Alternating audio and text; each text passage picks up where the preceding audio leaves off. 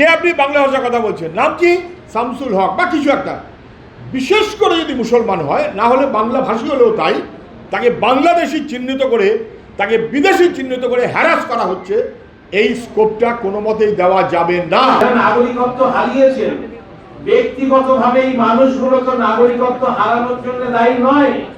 তাহলে নাগরিকত্ব হারানোর যন্ত্রণা দশকের পর দশক, বছরের পর। সেখানেও বলা হয়েছিল মতুয়া এবং আরো কয়েকটি সম্প্রদায় আছেন যারা ভারতবর্ষে দীর্ঘকাল ধরে বাস করছেন, স্বাধীনতার পরে এসছেন, তাদের কেন নাগরিকত্ব দেওয়া হবে না?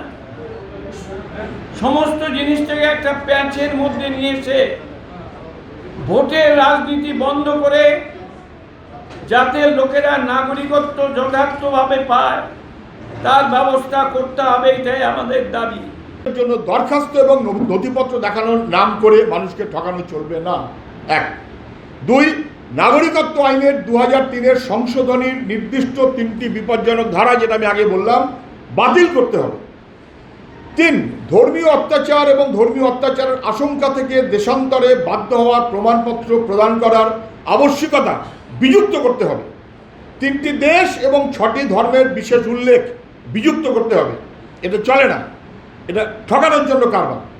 2014-র 31শে ডিসেম্বর বা তার পরের কোনো তারিখকে ভিত্তিবর্ষ স্থির করে তার পূর্ব থেকে ভারতে স্থায়ীভাবে বসবাসকারী সবাইকে ভারতের নাগরিক হিসেবে স্বীকৃতকরণের কাজ সুনিশ্চিত করতে হবে।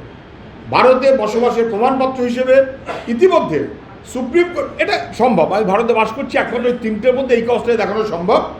সুপ্রিম কোর্ট দ্বারা নির্ধারিত 14টি দলিলের সঙ্গে আরও কিছু কাগজকে মান্যতা দেওয়া হোক, যাতে ভারতে বসবাসকারী হিন্দু, মুসলমান, শিখ, বৌদ্ধ নির্বিশেষে তফসিলি, আদিবাসী, মতুয়া সহ উদ্বাস্তুদের সবার নাগরিকত্ব গরিব মানুষ তাদের প্রদান সহজ, সরল এবং স্বাভাবিক হতে পারে।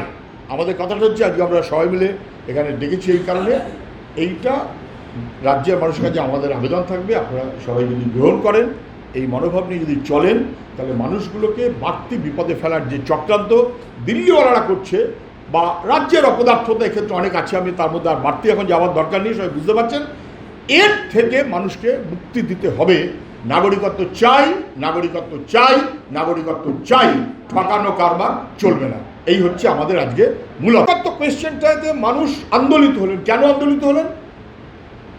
উড়িষ্যায় কার্যত প্রায় ডিপোর্ট করা হলো, অনেক লড়াই হয়েছে তাই নিয়ে। এরকম সারা ভারতবর্ষের বিভিন্ন জায়গায় আপনারা জানেন, মাঝে মধ্যেই বিশেষ করে বিজেপি সরকার যেখানে যেখানে আছে সেখানে বেশি বাংলাভাষী মানে বাংলাদেশি, আরও বিশেষ করে বাংলাভাষী মানুষের নাম যদি মুসলমান নাম হয়, তাহলে তার 7 পুরুষ ধরে এখানে বাস করেন, বহরমপুরে হোক আর যেখানেই হোক না কেন, নদিয়াতে হোক, কিন্তু তিনি কাজ করছেন নানান কারণে দিল্লিতে। কে আপনি বাংলা ভাষায় কথা বলছেন, নাম কি? শামসুল হক বা কিছু একটা। বিশেষ করে যদি মুসলমান হয়, না হলে বাংলা ভাষী হলেও তাই, তাকে বাংলাদেশি চিহ্নিত করে, তাকে বিদেশি চিহ্নিত করে হ্যারাস করা হচ্ছে। এই স্কোপটা কোনো মতেই দেওয়া যাবে না। মানুষকে হ্যারাস করা আমরা মেনে নিতে পারি না, এটা কখনো চলতে পারে না। এ মানুষ পূর্ণ নাগরিক, সেই মর্যাদা আমাদের রাখতে হবে এবং দিতে হবে। যে উদ্বাস্তুরা আর নাগরিক নয়, তারা অনুপ্রবেশকারী। ফলে আমরা মনে করি যে উদ্বাস্তু আন্দোলনকারী আমরা যারা দীর্ঘকাল তাদের পাশে থাকি, ফলে উদ্বাস্তুরা কবে অনুপ্রবেশকারী হয়ে গেল, এই কৈফিয়ত 2003 সালে যারা আইনটা পাশ করার সাথে ছিলেন, তাদের এই কৈফিয়ত তার জবাব দিতে হবে যে হঠাৎ অনুপ্রবেশকারী কেন। এবং সেইটা নিয়ে যখন 2003 সালে আমরা ইউসিআরসির পক্ষ থেকে ব্যাপকভাবে প্রচার করেছি যে আতঙ্কিত হওয়ার কোনো কারণ নেই, হঠাৎ করে অনুপ্রবেশকারী, এবং সেখানেই আবার চিহ্নিত হচ্ছে যে অনুপ্রবেশকারীদের মধ্যেও আবার কারা, সেখানে ধর্মীয় খোঁজ হচ্ছে যে কারা বেশি কারা কম, এবং যারা বেশি সংখ্যাগরিষ্ঠ তাদের কোনো সময় বলা হচ্ছে যে আপনাদের কোনো ভয় নেই, এটা হচ্ছে সংখ্যালঘিষ্ঠ মানুষ যে হচ্ছে পশ্চিমবাংলাতে আছে, বিভিন্ন জায়গায় আছে, তাদের হচ্ছে সেখানে হচ্ছে নাগরিকত্ব তাদের যাতে অবসান নিশ্চিহ্ন করা হয়, তার জন্য 2003-এর আইন পরিষ্কার করে সেটা দেখিয়ে দিচ্ছে। সেই কারণে আমরা মনে করি এখানে শ্রদ্ধেয় কবিতা বলেছেন যে যারা এই 2003 আইন তৈরি করলো, পার্লামেন্টে পশ্চিমা দুঃখের সাথে বলতে চাই যে পশ্চিমবাংলার মুখ্যমন্ত্রী পার্লামেন্ট সদস্য ছিলেন, তিনি কোথা থেকে তথ্য নিলেন অনুপ্রবেশকারীদের ভরে গেছে হচ্ছে পশ্চিমবাংলা, এবং সেইভাবে সেই বার্তা দিলেন। এবং সেইখানে দাঁড়িয়ে আজকে তাকে দৃঢ়তার সাথে বলতে হবে যে সেটা ভুল ছিল, ভুল তথ্যের উপরে দাঁড়িয়ে এরকম ধরনের একটি আইন পাশ হয়ে গেল, এবং সেই কারণে সে আইন প্রত্যাহার করা হোক, এবং যারা সে আইনের পক্ষে সই করেছিলেন তারা প্রতিবাদ করুন। আপনারা নিশ্চয়ই জানেন যে দেশ বিভাজনের পরে যে উদ্বাস্তু মানুষ মথুরা সহ অন্যান্যরা এসেছেন ওপার বাংলা থেকে, তাদেরকে কিন্তু মানবিকভাবে মুসলমান সমাজ গ্রহণ করেছে, এবং কোন মুসলমান সংগঠন আজ পর্যন্ত এই যে নাগরিকত্ব হারানো মানুষদের নাগরিক পাওয়ার ক্ষেত্রে বাধা তৈরি করেনি। বরং আজও আমরা বলতে চাই যে এতদিন কেন এই নাগরিকত্ব হারানো মানুষগুলোকে লড়াই এবং সংগ্রাম পেতে হবে নাগরিকত্ব পাওয়ার জন্য। যারা নাগরিকত্ব হারিয়েছেন ব্যক্তিগতভাবে এই মানুষগুলো তো নাগরিকত্ব হারানোর জন্য দায়ী নয়, তাহলে নাগরিকত্ব হারানোর যন্ত্রণা দশকের পর দশক, বছরের পর বছর ধরে কেন এই মানুষগুলোকে বয়ে নিয়ে বেড়াতে হচ্ছে? কেন এই বিষয়টি ভোট এলে বারবার উস্কে দিয়ে মানুষগুলোকে আরো যন্ত্রণায় ফেলা হচ্ছে?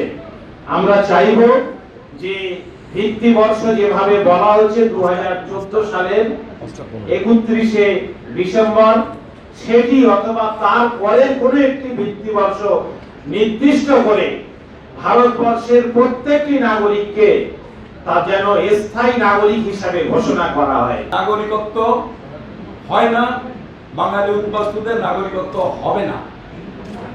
আসলে আপনারা জানেন এখানে প্রাক্তন এমপিরা আছেন, যে কোনো সময় যে কোনো বিল মুভ করলে তার একটা statement of objects and reasons এইটা বলতে হয় গভর্নমেন্টকে, সংশ্লিষ্ট দপ্তরের মন্ত্রীকে।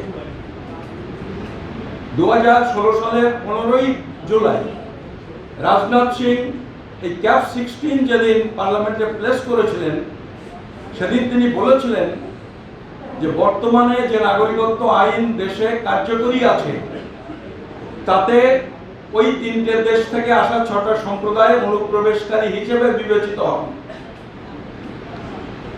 ওই যে 21B-তে যেটা 2003 সালে তৈরি হয়েছিল, সেটাও বিজেপি তৈরি করেছিল, যার জন্য তারা নাগরিকত্বের আবেদন করতে পারেন না।